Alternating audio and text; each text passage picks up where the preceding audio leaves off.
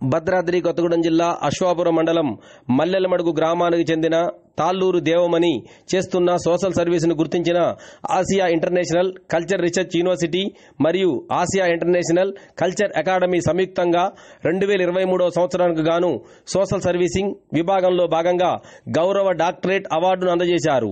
తమిళనాడులో శనివారం ఐఏఓ ఈఎస్ఓ సంస్థ బృందం చేతుల మీదుగా ఈ అవార్డును ఆమె అందుకున్నారు. ఈ సందర్భంగా ఆమె మాట్లాడుతూ 2022లో నవంబర్ 13న న్యూఢిల్లీలో జరిగిన బహుజన సాహిత్య అకాడమీ వారిచే అత్యున్నత పురస్కారం doctor B R Ambedkar national fellowship అవార్డును గతంలో అందుకున్నట్లుగా తెలియజేశారు. గతంలో Indian icon award, Mahanandi award, ప్రతిభా పురస్కారం, గానకోకిల అవార్డు అందుకోవడం జరిగిందని ఆమె తెలియజేశారు. డాక్టరేట్ రావడం పట్ల ఆమె ఆనందం వ్యక్తం చేశారు.